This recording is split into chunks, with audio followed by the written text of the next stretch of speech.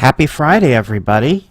It's Friday, January 19th, 2018, and this is my bi-weekly Disneyland Magical Audio Tour and DisneyChris.com and Jiminy Crickets and all the other things that I do update. I hope everybody's having a good winter so far. It's been a little chilly here in Rhode Island. I've only added one new audio track to the Disneyland Magical Audio Tour since my last video vlog because I have been unusually busy with a lot of side projects and everything just kind of came to a head all at once, and it was almost like cramming for exams when I was in college. I remember everything, like at the end of the semester, it all came to a crescendo towards the end, and I was just completely overwhelmed and didn't know what to do. I remember being so panicked back in those days. I had like papers to write and tests to study for and projects to complete. So that's kind of how I felt this past 10 days or so. But I'm sort of back on track now, and things are slowing down a little bit. One of the things I had to do was I needed to edit a new episode for Jiminy Crickets, which I just released last Wednesday. And for those who haven't been to the Blogspot site, I know on iTunes for my podcast you can only see like the last 25. But if you ever want to dig deep and go back and listen to every single show that we've ever produced, just go to jcricketspodcast.blogspot.com, and I'll put a link in the description of this video to make it easier for everybody. And you can go back and listen to every single episode that we've ever done since we started in December of 2015. If you scroll down to the bottom of the first page, there's a way you can navigate. You can see we had 49 shows in 2016, 35 shows in 2017, and so far we've had one show in 2018. So you can go back and listen to all 86 of our shows, and there's a few extras also. We did a couple like introductory things when we first started the podcast. So please, if you ever want to go back and listen to our archive, check out this website because that's where to go to find it all. So I'm really proud of the last episode that we did, and if you haven't checked out our podcast, I really implore you to, because we put a lot of hard work, a lot of research, and a lot of editing into our shows. We add a lot of music and extra features, and in all modesty, I feel we do one of the best Disney podcasts that's out there, and our numbers aren't that great. We are fairly new. I'm trying to build up our audience. That's one of my goals for 2018 is to get a bigger audience for our show.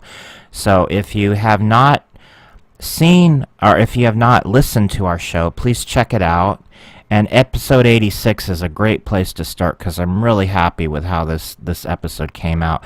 Lots of great music, lots of great trivia and history about this Disney classic. And please, share this information with your friends, because if you enjoy the show, spread the word to other Disney fans, and let's build up an audience and a community together. Speaking of building up a community, I have a brand new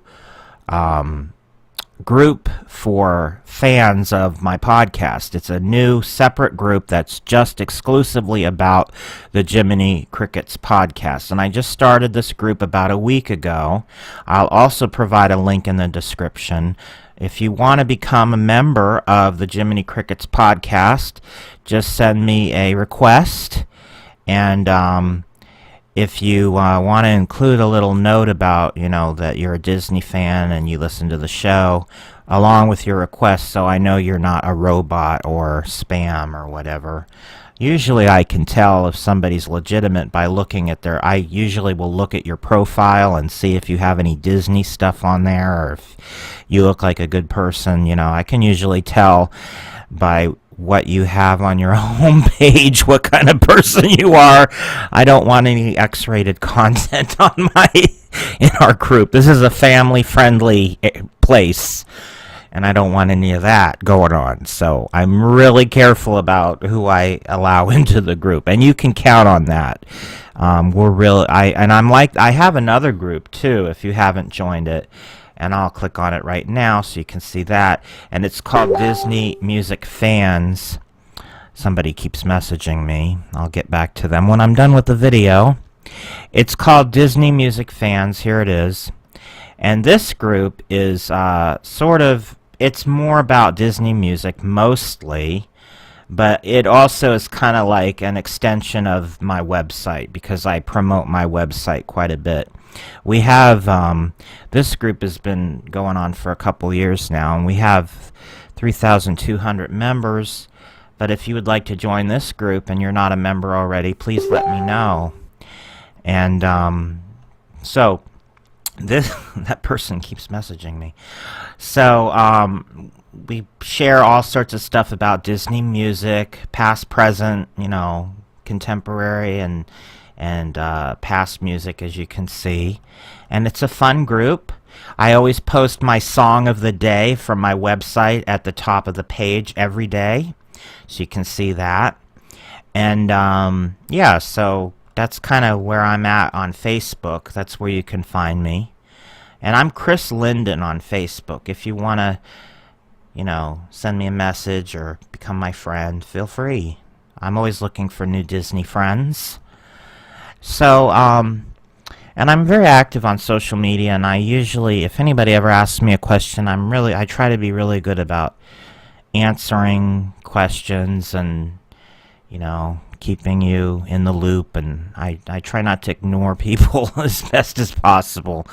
So anyway, that's what's going on with Jiminy Crickets and Facebook. So I've kind of been working on that the past 10 days or so, because I'm really trying to build up an audience for my podcast and improve my numbers. And we really have a small audience. We have some great, wonderful, devoted fans that I love, and it's wonderful. But I really want to get the word out there so more people can enjoy what we do. So anyway, that's what's going on with that. Also, I'm also affiliated with a blog site called DisneyAvenue.com, and on this website I write an article maybe once a month or once every other month, and usually they have several contributors to this blog, and usually what I contribute is I write about Disney music, and it's usually something related to Disneyland or something on my website. And what I've been doing is a series of articles based on the chapters of my Disneyland Magical Audio Tour. And this is the most recent. It just came out last Monday. And I wrote this article and everything. And it has lots of fun pictures and songs from my site from this particular chapter, which is my Chapter 6 Adventureland chapter. And so you can go there and check that out. And this is also a good way to get the word out about my website for those who haven't discovered it yet. So lots of fantastic pictures in this article. And so check that out. It's DisneyAvenue.com. And there's a lot of wonderful articles by other people, too, besides me. I'm not the only wonderful person. I'm just kidding. I am not that immodest. But here's all the articles that I've written for the audio tour so far. So far I've done chapters 1 through 6. And I've wrote a few other articles as well. I did one about the history of Disneyland parades. And I think I did one about holiday entertainment in the parks, you know, things like that that are somehow musically related, because that tends to be my niche and my area of expertise. So check out Disney Avenue. Now, as far as my website, I have been continuing to add a song of the day, and if you don't know yet, I'm doing all Disney overtures and main title themes this month. And so today's song is the overture from The Happiest Millionaire. If we check out, and you'll notice if you didn't watch the last video, I have a brand new audio player. And that was all finished by the time I recorded my last video. So that is not a project I was working on these past few days, these past couple weeks. But I kind of got a little burned out because it was a lot of work, so I did take a little time off too, admittedly, because I worked so hard installing this new player, and I have something to let you know about that too, but I want to finish the video with that. But one thing I want to show you, and I don't remember if I mentioned this in the last video, is there's a new feature with the Song of the Day archive pages. You don't see it on January because I'm not going to be adding this until January 31st, once all of the songs for that month have already been posted. But all of the past months, you'll see it. Let me pick a month at random. Let's go back to September 2017. In addition to being able to listen to each individual song going back 2 years, at the bottom of every page now of the Song of the Day, I have this little nice little thing with all of the songs that were featured that month, and you can play them in succession without having to play on each individual, push on each individual track. It'll play on a continual loop, and when it's done, it'll start over again at the beginning until you stop it. So if you're at work and you want some background music and you can't like keep going back and forth and keep clicking on things, now you're able to listen to all the songs from that month on a continual loop. And I've listened to some of them while I've been doing work, and they really make nice little, you know, mixes to listen to them all together. It's really nice. So I have one for all the months in each month in 2017 has one, and each month in 2016 has one, and at the end of this month I'll be adding a new one for January. Now, this video is not going to be very long today because I haven't added much new content as far as audio content to the site, but there is one last thing I want to talk about, and I have a wonderful, very, very smart gentleman that's becoming a good friend that has been trying to help me with my website because he's an IT expert and he knows a lot of stuff that I simply don't. And he's going to be helping me do some major cleanup and streamlining on my website because I don't know how to do code. It's called HTML code, and it's the way that you tell your web host or whatever what you want to display on your site. It's all done through certain coding, and for the I'm speaking on terms for those who are completely not experts on this, because I'm really not either. So I'm trying to speak to you without being technical. So if you already know all this, I apologize. I'm talking to those who don't know all this. But anyway, I am not able to design my website using code language. I just don't know how. I know a few very basic things, but it's very, very difficult and takes a long time to really learn it.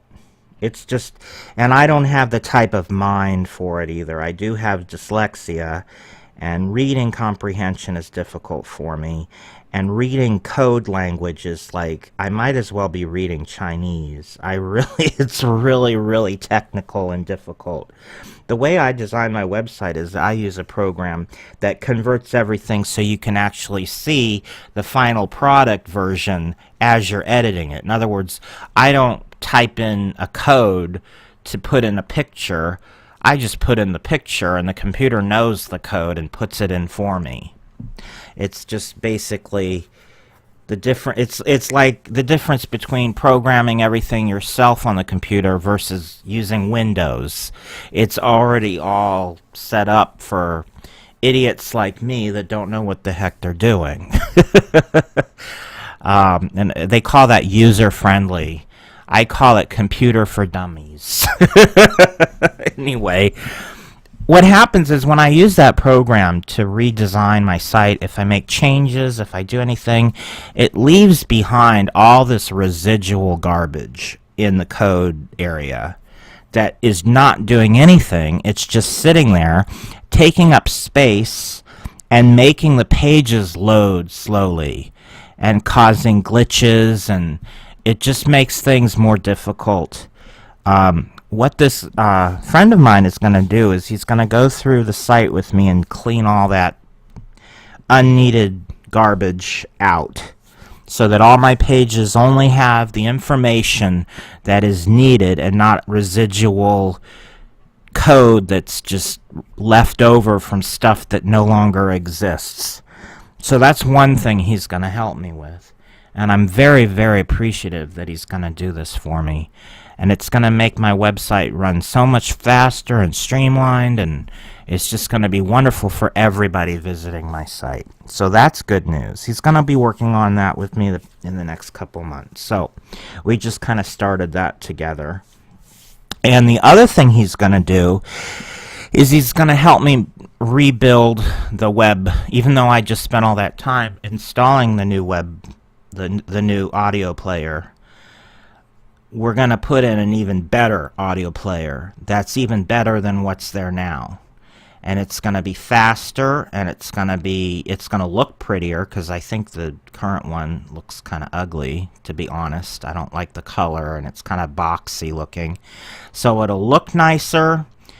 And the other thing that's going to be good about it is currently I'm using two different programs. One for this down at the bottom here, which is the continual play, and a different one to play the tracks individually.